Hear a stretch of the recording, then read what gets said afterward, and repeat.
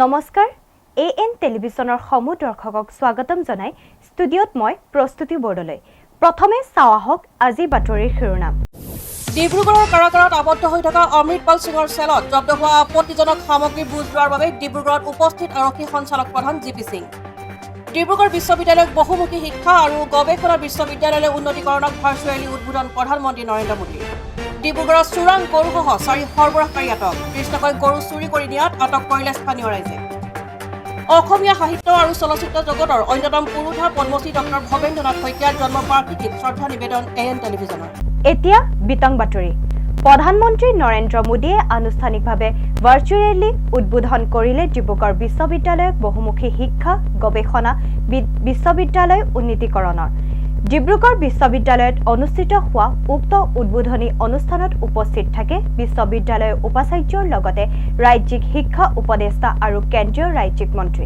ডিব্ৰুগড় বিশ্ববিদ্যালয়ক বহুমুখী শিক্ষা গৱেষণা বিশ্ববিদ্যালয়লৈ উন্নীতিকৰণক আনুষ্ঠানিকভাৱে ভাৰ্চুৱেল উদ্বোধন কৰিলে প্ৰধানমন্ত্ৰী নৰেন্দ্ৰ মোদীয়ে তদুপলক্ষে ডিব্ৰুগড় বিশ্ববিদ্যালয়ত অনুষ্ঠিত উদ্বোধনী অনুষ্ঠানত কেন্দ্ৰীয় ৰাজ্যিক মন্ত্ৰী ৰামেশ্বৰ তেলী ৰাজ্যিক শিক্ষা উপদেষ্টা ননীগোপাল মহন্ত ডিব্ৰুগড় বিশ্ববিদ্যালয়ৰ উপাচাৰ্য ডক্টৰ জিতেন হাজৰিকা আদি উপস্থিত আছে উল্লেখ্য যে ডিব্ৰুগড় বিশ্ববিদ্যালয় MERU লৈ উন্নীত হোৱা উজনিৰ উচ্চ শিক্ষা অনুষ্ঠানখনে নতুন শিক্ষা নীতিৰ লগত সংহতি ৰাখি প্ৰধানমন্ত্ৰী উচ্চতৰ শিক্ষা অভিযানৰ অধীনত প্ৰকল্প উন্নয়ন বোৰ্ডে গ্ৰহণ কৰা সিদ্ধান্ত অনুসৰি 100 কোটি টকাৰ অনুদান লাভ কৰিব আমি অতি আনন্দিত হৈছো যে ভাৰত চৰকাৰে PM উষাৰ অধীনত মাল্টি ডিসিপ্লিনাৰী ৰিচাৰ্চৰ কাৰণে যিটো মেৰু বুলি কোৱা হয় তাৰ কাৰণে ডিব্ৰুগড় বিশ্ববিদ্যালয়ক ভাৰত চৰকাৰে 100 কোটি টকা প্ৰদান কৰিছে আৰু এই 100 কোটি টকাৰ জৰিয়তে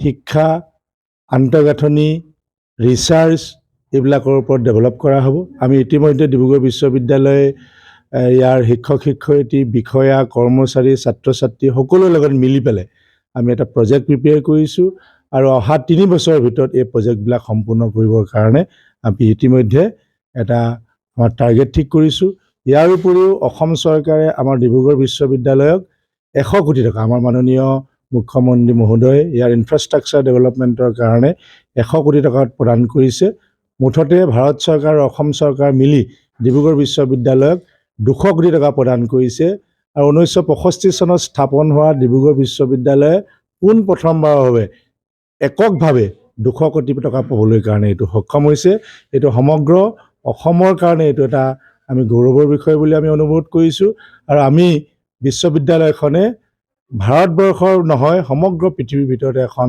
উচ্চ মানৰ বিশ্ববিদ্যালয় হিচাপে গঢ়ি তুলিবৰ কাৰণে শিক্ষক শিক্ষয়িত্ৰী বিষয়া কৰ্মচাৰী ছাত্ৰ ছাত্ৰী মিলি আমি চেষ্টা কৰিম ইতিমধ্যে আমাৰ মাননীয় প্ৰধানমন্ত্ৰী মহোদয়ে সমগ্ৰ ভাৰতবৰ্ষত যিসমূহ প্ৰজেক্ট লাভ কৰিছে যিসমূহ বিশ্ববিদ্যালয় আজি সমূহীয়াভাৱে তেখেতসকলে এই প্ৰজেক্টসমূহ লঞ্চ কৰিছে আমি এই মুহূৰ্তত আমি ভাৰত চৰকাৰক বিশেষভাৱে আমি ধন্যবাদ জনাইছোঁ আজি আচলতে মই অসম চৰকাৰৰ প্ৰতিনিধিত্ব হৈ আজি ডিব্ৰুগড় বিশ্ববিদ্যালয় যিটো প্ৰাইম মিনিষ্টাৰ ৰাষ্ট্ৰীয় উচ্চতৰ শিক্ষা অভিযানৰ অধীনত ভাৰতবৰ্ষৰ মাত্ৰ কেইখনমান বিশ্ববিদ্যালয়ত 25-26খন বিশ্ববিদ্যালয়ক নিৰ্বাচিত কৰা হৈছে তাৰ ভিতৰত ডিব্ৰুগড় বিশ্ববিদ্যালয় এখন তেখেতলোকে এই যিটো মেৰু যাক কোৱা হয় multi disciplinary educational research university সেই অধীনত তেখেতলোক স্বীকৃতি পাইছে আৰু সেইভাৱে তেখেতলোকে 100 কোটি টকাৰ অনুদান লাভ কৰিব আৰু অসম চৰকাৰেও ইতিমধ্যে মাননীয় মুখ্যমন্ত্ৰী মহোদয় 100 কোটি টকা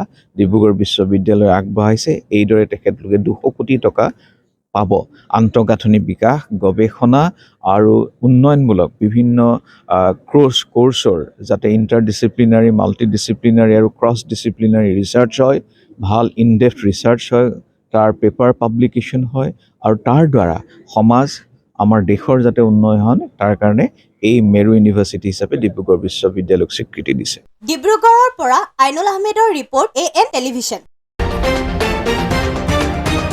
ডিব্ৰুগড়ত উপস্থিত হল আৰক্ষী সঞ্চালক প্ৰধান জিপি সিং ডিব্ৰুগড়ৰ কেন্দ্ৰীয় কাৰাগাৰত বন্দী হৈ থকা অমৃতপাল সিং সহ 9জন সহযোগীৰ কোঠাত আপত্তিজনক সামগ্ৰী জব্দ হোৱাৰ পিছতে ডিব্ৰুগড়ত উপস্থিত হল আৰক্ষী সঞ্চালক প্ৰধানগৰাকী ডিব্ৰুগড়ত হঠাৎ উপস্থিত আৰক্ষী সঞ্চালক প্ৰধান জিপি সিং উল্লেখ্য যে ডিব্ৰুগড়ৰ কেন্দ্ৰীয় কাৰাগাৰত বন্দী হৈ থকা ৱাৰিছ পাঞ্জাব দেৰ মুৰব্বী অমৃতপাল সিংসহ আন 9 সহযোগীৰ ওপৰত জব্দ কৰিবলৈ সক্ষম হৈছিল বহুতো আপত্তিজনক সামগ্ৰী।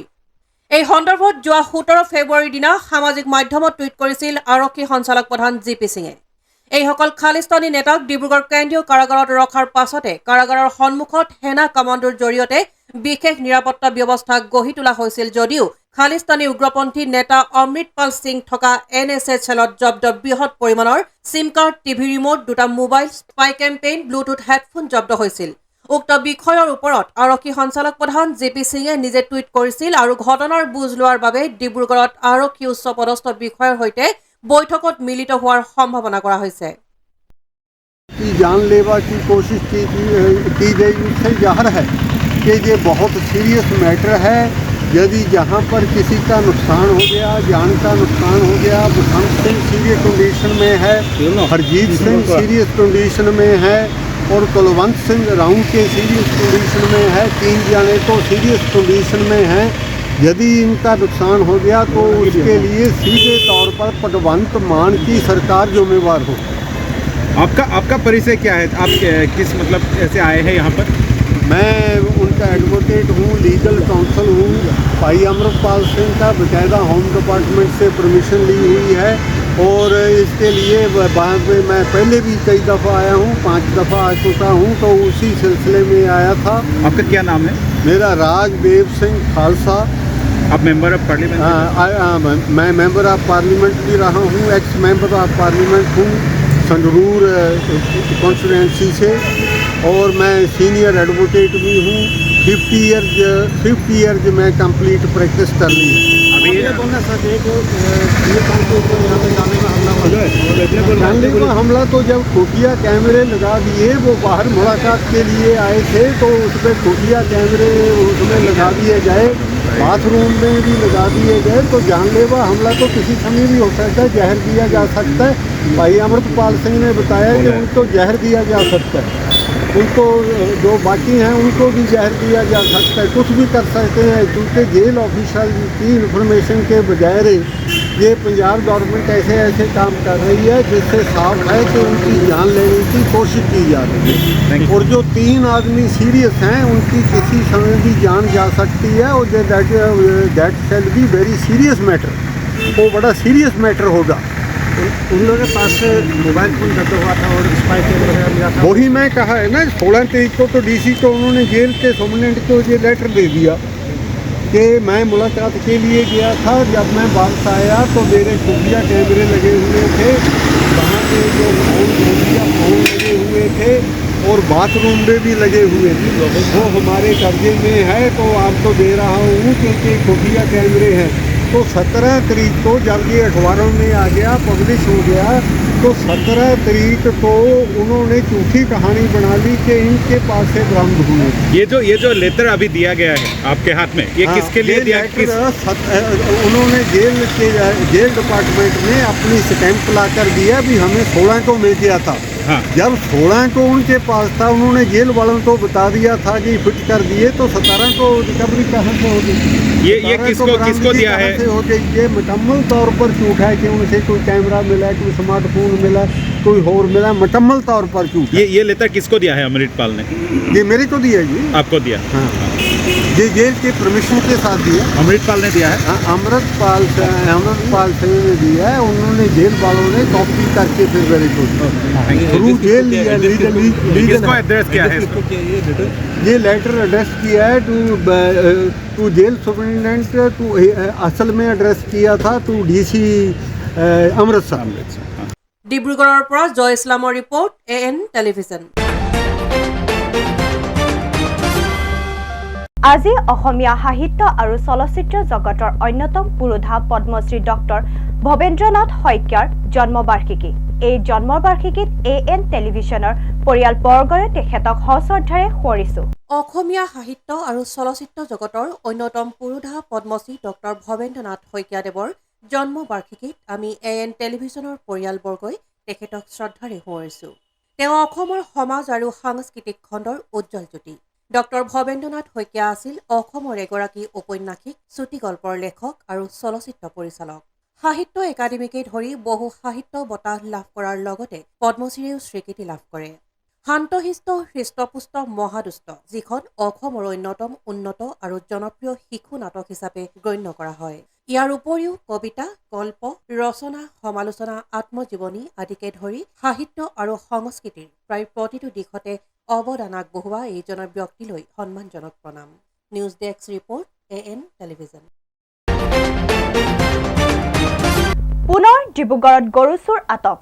খনিকৰ বাইপাছত চোৰাং গৰুসহ 4 সৰবৰাহকাৰীক আটক কৰি আৰক্ষীক গতাই দিয়ে স্থানীয় ৰাইজে। ডিব্ৰুগড় খনিকৰ বাইপাছত চোৰাং গৰুসহ 4 সৰবৰাহকাৰীক আটক।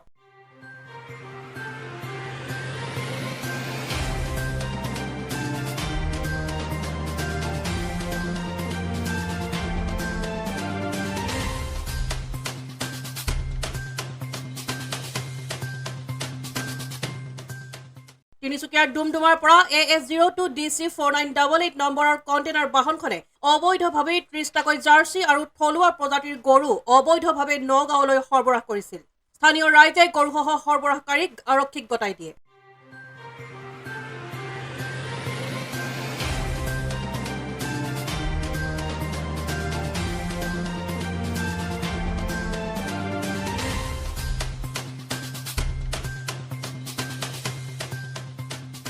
News desk report AN television. এতিয়া লৈছো খন্তেক বিৰতি। বিৰতিৰ পিছত পুনৰ আহি আছো বাতৰিৰ মাজলৈ। আপোনাৰ আপোন চহৰ ডিব্ৰুগড়ত এঞ্জিলা এণ্টাৰপ্ৰাইজে আনিছে এটি সোণালী সুযোগ। প্ৰয়োজনীয়তা মাত্ৰ এখন নিজৰ e rickshaw and opportunity to earn limitless money. অধিক জানিবলৈ যোগাযোগ কৰক 9085585200 আৰু 7002275263।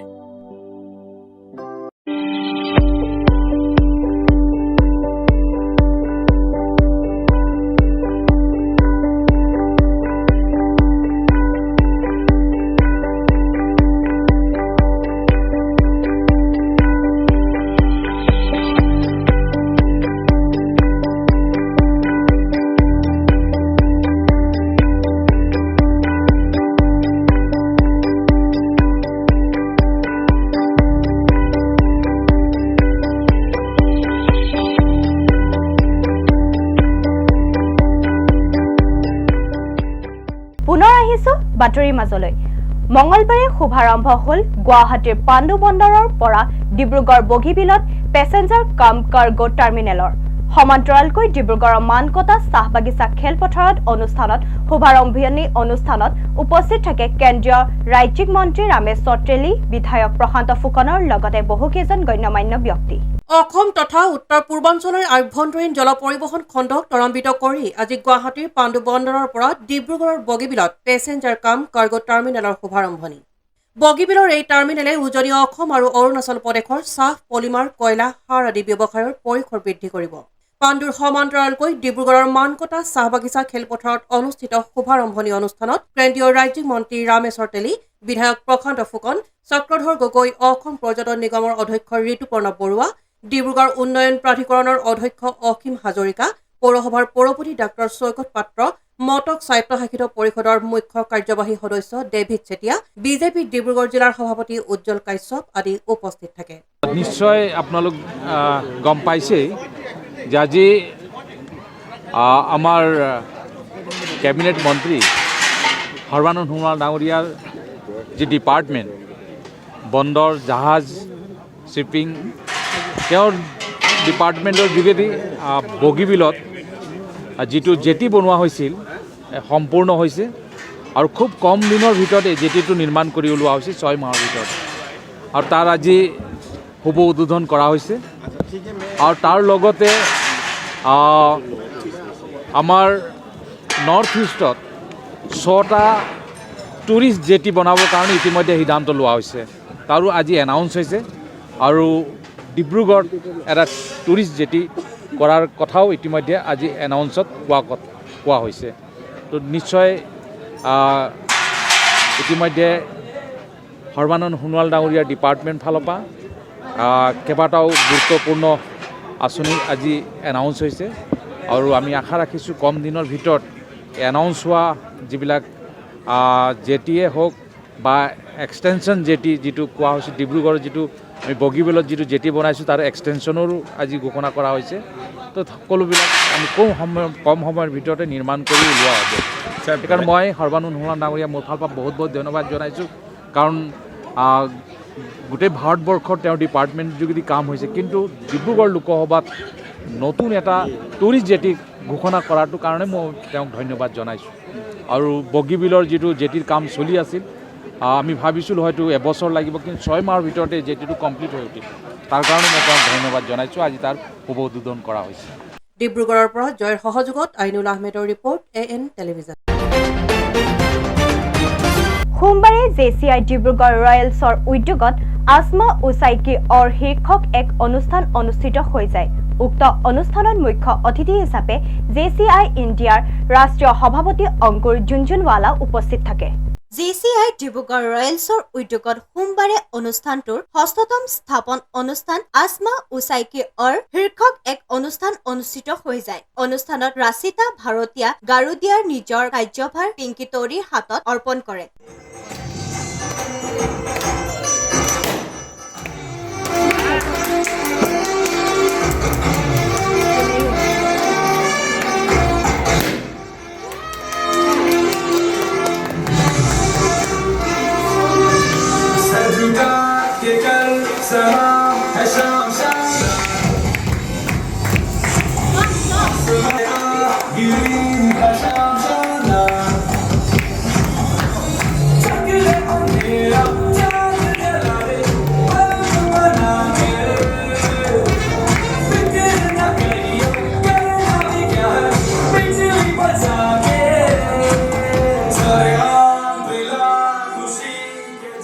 চহৰখনৰ হোটেল লিটিল পেলেচত অনুষ্ঠিত 6ম স্থাপন অনুষ্ঠানত যোৱাটো বৰ্ষত ৰাচিতা ভাৰতীয়া গাৰুদিয়াৰ নেতৃত্বত কৰা কামৰ খাতিয়ান দাঙি ধৰা হয়। অনুষ্ঠানত মুখ্য অতিথি হিচাপে উপস্থিত থাকে JCI ইণ্ডিয়াৰ ৰাষ্ট্ৰীয় সভাপতি অংকুৰ ঝুনঝুনৱালা। JCHGF ৰাচিতা ভাৰতীয়া গাৰুদিয়াই নতুনকৈ সভাপতি সম্পাদকৰ পদত অধিষ্ঠিত হোৱা পিংকি তদী আৰু সোনিয়া খেমানীক শপত বাক্য পাঠ কৰোৱায়। जो president 2023 of JCI Dibrugarh Royals थी और आज हमारा इंस्टॉलेशन सेरेमनी है, 6th इंस्टॉलेशन सेरेमनी, जहां JC पिंकी तोदी हमारी नई प्रेसिडेंट बनी है। और मेरा अवार्ड बैंक्यूट था, प्रेसिडेंशियल रिपोर्ट था, हमने वो पूरा साल जो भी काम किया वो हमने बताया। और हम लोग के आज चीफ गेस्ट है JFS अंकुर झुनझुनवाला सर, जो कि हमारे नेशनल ऑफिसर है। हमारी असाइंड ZVP JC पूजा जैन आज हमारी स्पेशल इन्वाइटी है और हम ये इंस्टॉलेशन प्रोग्राम बहुत ही उत्साह के साथ मना रहे हैं और आशा करते हैं कि आने वाले साल में JC पिंकी तोदी बेहतरीन काम करेगी और मैं उसके पीछे एज इमीडिएट पास्ट प्रेसिडेंट उनका सपोर्ट करूंगी। जैसे कि हर साल एक नया टेन्योर शुरू होता है, जैसे कि हर साल टेन्योर चेंज होता है तो हम लोग का नया प्रेसिडेंट भी आती है। तो ये अभी रचिता गारुदिया मैम का वो हो रहा है अवार्ड बैंक्वेट और आज मेरा इंस्टॉलेशन है फॉर द ईयर 2024। ডিব্ৰুগড়ৰ পৰা জয় ইছলামৰ ৰিপৰ্ট AN টেলিভিজন। আজিৰ শেষৰটো বাতৰি। সোমবাৰৰ পৰা আনুষ্ঠানিকভাৱে আৰম্ভ হৈছে ভাৰত চৰকাৰৰ খেলো ইণ্ডিয়া ইউনিভাৰ্চিটি গেমছৰ 4ৰ্থ সংস্কৰণ 2024। খেলো ইণ্ডিয়া ইউনিভাৰ্চিটি গেমছ 2024ৰ মুকলি সভাত সোমবাৰে গুৱাহাটীৰ সৰুসজাই ক্ৰীড়া কমপ্লেক্সত অনুষ্ঠিত হোৱাৰ বিপৰীতে 29 ফেব্ৰুৱাৰীত সামৰণি অনুষ্ঠান অনুষ্ঠিত হ'ব। সোমবাৰৰ পৰা আনুষ্ঠানিকভাৱে আৰম্ভ হৈছে খেলো ইণ্ডিয়া ইউনিভাৰ্চিটি গেমছ 2024। উত্তৰ পূব ভাৰতৰ 7খন ৰাজ্য ক্ৰমে অসম, অৰুণাচল প্ৰদেশ, মেঘালয়, মিজোৰাম, ছিকিম, নাগালেণ্ড আৰু ত্ৰিপুৰাত প্ৰথমবাৰৰ বাবে বহু ক্ৰীড়া প্ৰতিযোগিতা আয়োজন কৰা হৈছে। খেলো ইণ্ডিয়া ইউনিভাৰ্চিটিত 20টা খেলত পদক প্ৰদান কৰাৰ লগতে 200ৰো অধিক ভাৰতীয় বিশ্ববিদ্যালয়ৰ প্ৰায় 4,500 খেলুৱৈয়ে পদকৰ বাবে প্ৰতিযোগিতাত অংশগ্ৰহণ কৰিব। সমগ্ৰ অসমৰ বিভিন্ন স্থানত গৰিষ্ঠ সংখ্যক অনুষ্ঠানৰ আয়োজন কৰা হ'ব। ইফালে অৰুণাচল প্ৰদেশত ভাৰোত্তোলন, ত্ৰিপুৰাত ধনুবিদ, মিজোৰামত পুৰুষৰ ফুটবল, ছিকিমত পুৰুষৰ বক্সিং, নাগালেণ্ডত মল্লযুঁজ আৰু ত্ৰিপুৰাত যোগাসন প্ৰতিযোগিতা অনুষ্ঠিত হ'ব। খেলো ইণ্ডিয়া ইউনিভাৰ্চিটি গেমছত 2024ৰ মুকলি সভা সোমবাৰে গুৱাহাটীৰ সৰুসজাই ক্ৰীড়া কমপ্লেক্সত অনুষ্ঠিত হোৱাৰ বিপৰীতে 29 ফেব্ৰুৱাৰীত সামৰণি অনুষ্ঠান অনুষ্ঠিত হ'ব। প্ৰধানমন্ত্ৰী নৰেন্দ্ৰ মোদীৰ নিৰন্তৰ প্ৰচেষ্টাৰ ফলত এতিয়া উত্তৰ পূৰ্বাঞ্চলে ৰাষ্ট্ৰীয় তথা আন্তঃৰাষ্ট্ৰীয় পৰ্যায়ৰ বিভিন্ন বৃহৎ ক্ৰীড়া প্ৰতিযোগিতাৰ আয়োজন কৰিছে।